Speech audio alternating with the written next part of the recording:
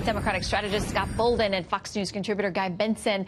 I misspoke there with her. Of course, people have been impeached, but no one's been kicked out of office through impeachment. Is what I meant to say. Prosecuted by the Senate. Yeah, all the steps have not happened to leave under those circumstances. Okay, so the president has talked about how the market will crash if he is impeached, and it's not going to be good for people. And certainly there is instability and insecurity when this kind of things happen. Politico writes this: Wall Street analysts generally agree that a protracted impeachment fight and potential Senate trial could weigh on stocks, giving Trump the opportunity to claim vindication for his market crash predictions. But they say any drop on Wall Street would be based on the uncertainty of the outcome of such a fight rather than a real fear of a post-Trump presidency. Scott? Listen, Wall Street and stocks are resilient. You said twice before, well, with Clinton, the stocks may or may not have dropped, but they're resilient. They'll come back. It's a roller coaster, and other business initiatives or issues affect what the stock market does. Now, are we in a great economy? Yes, we are. Is employment down? Yes. Are stocks up? Yes. But stocks have been up under Barack Obama. They were up under Clinton and other prior presidents. And so I think the president is taking too much, knock, knock, surprise, too much credit for the economy and what will happen to the stock market simply because of his presence in the White House. Well, okay, he and his team definitely don't want it, although there are those inside the Beltway conspiracy theorists who say he'd love to fight against it for a couple of years as he's going for re-election in 2020. That seems like a risky gamble, but Democratic leaders don't want to talk about it. The Hill says this: Democratic leaders have long worried that talk of impeachment could hurt their party's chances of winning back the House majority this fall, fearing it could cost them support from independents, while risking a higher turnout among President Trump's supporters. Guy.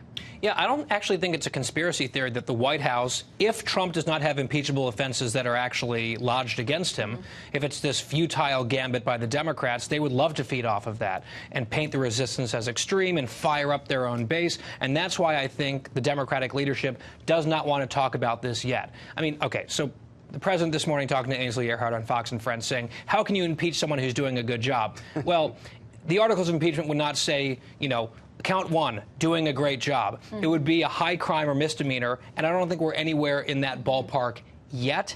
The thing that surprises me a little bit about the Democratic leadership is how they're not being terribly subtle about their opinion on this. They are telling their members, let's not talk about this now or yet. Let's let the voters have their say, and then we'll talk about impeachment. I mean, it's very obvious what their plan is here. But it's a smart strategy as well, isn't it? I mean, you're a Republican or part of the GOP piece. It's a smart one. There's nothing wrong with saying we're not going to talk about it. There's no need to talk about it because you got to get a majority. Yeah, let me say this. An opinion piece in the Washington Examiner said that Democrats should be forced to talk about it, and adds this: if Democrats win back the House, the likelihood there will be an impeachment vote is higher than they seem to want to admit. Remember, impeachment legislation was introduced long before Cohen implicated President Trump in a campaign finance violation. I mean, Scott, they took 2 votes on it. The second one, 66 Democrats stepped up and said, yeah, let's move forward. Yeah, and I'll be honest with you, they split with the party leadership even back then. There's really nothing to talk about. It's clear and inherent that if you get the majority in the House and Senate,